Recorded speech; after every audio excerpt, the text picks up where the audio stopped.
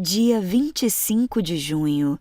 Capítulos de hoje: Salmos 67 e 68, 2 Reis 25.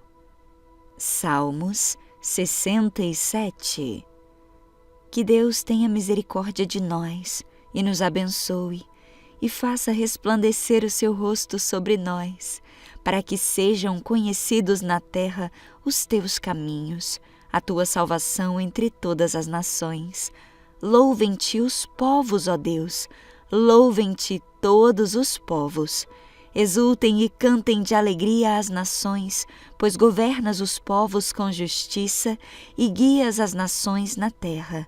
Louvem-te os povos, ó Deus, louvem-te todos os povos, que a terra dê a sua colheita, e Deus, o nosso Deus, nos abençoe.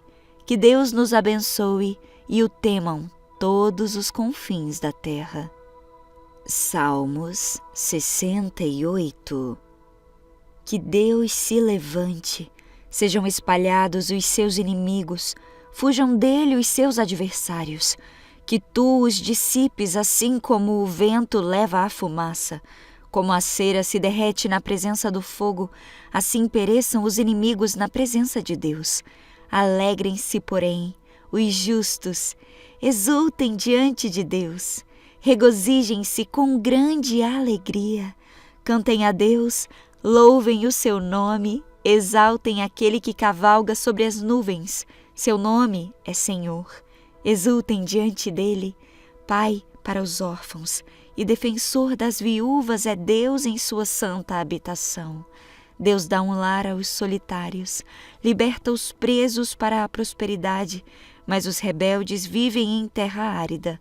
Quando saíste à frente do teu povo, ó Deus, quando marchaste pelo ermo, a terra tremeu, o céu derramou chuva diante de Deus, o Deus do Sinai, diante de Deus, o Deus de Israel. Deste chuvas generosas, ó Deus, refrescaste a tua herança exausta. O teu povo nela se instalou, e da tua bondade, ó Deus, supriste os pobres.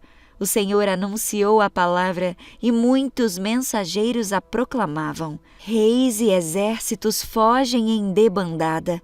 A dona de casa reparte os despojos. Mesmo quando vocês dormem entre as fogueiras do acampamento, as asas da minha pomba estão recobertas de prata, as suas penas de ouro reluzente. Quando o Todo-Poderoso espalhou os reis, foi como neve no monte Zalmon. Os montes de Baçã são majestosos, escarpados são os montes de Baçã.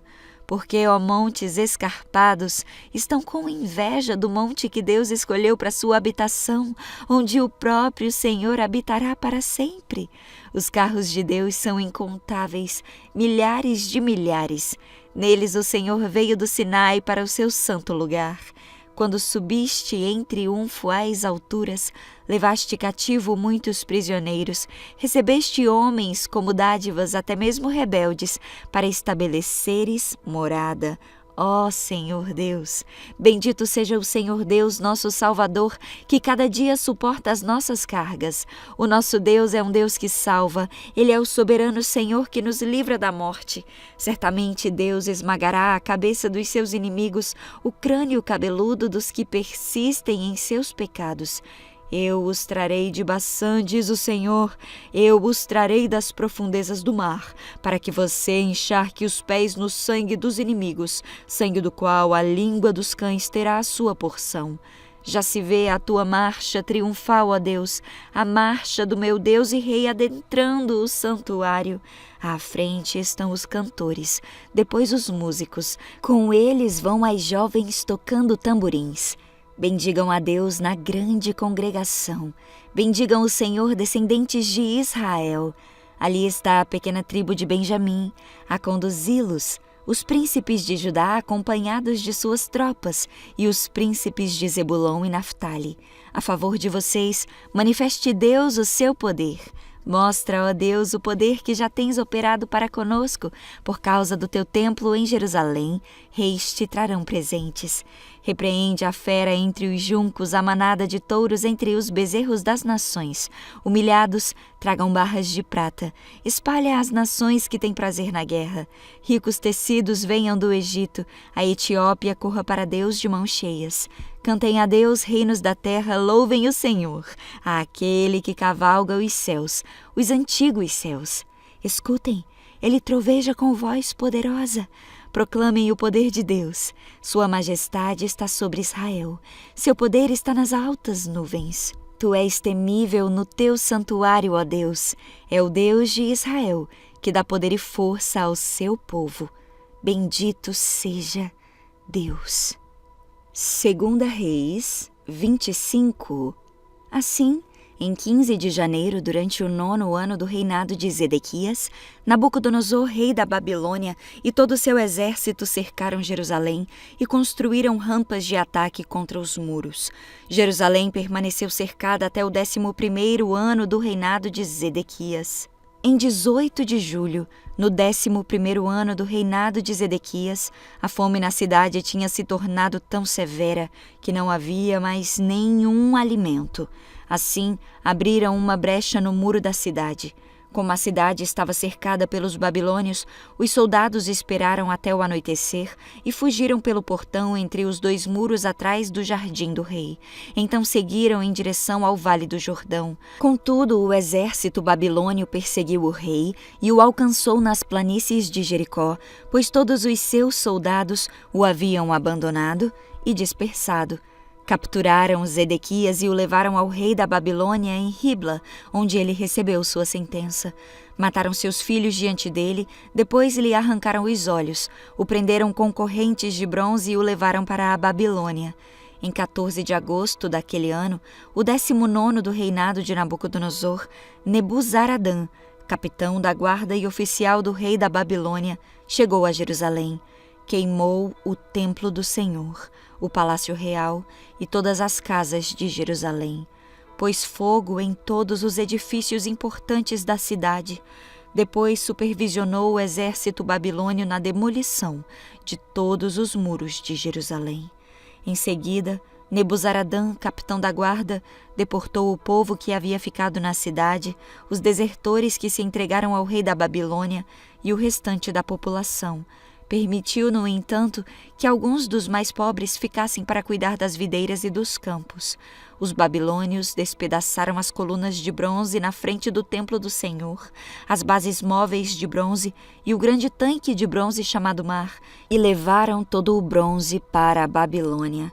Também levaram os baldes para cinzas, as pás, os cortadores de pavios, as colheres e todos os outros utensílios de bronze usados para o serviço no templo.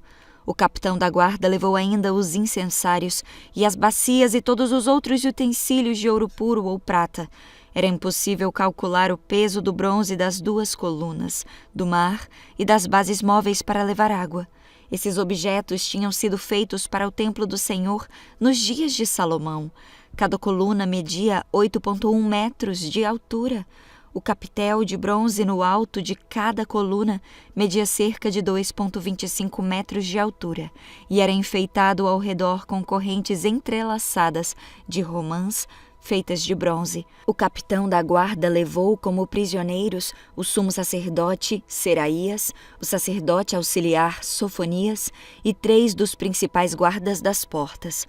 Dentre o povo que ainda estava escondido na cidade, levou um oficial responsável pelo exército de Judá, 5 dos conselheiros pessoais do rei, o secretário do comandante do exército que era encarregado do alistamento de soldados e outros 60 homens do povo. Nebuzaradã, capitão da guarda, levou-os ao rei da Babilônia em Ribla. E ali em Ribla, na terra de Ramate, o rei da Babilônia mandou executá-los.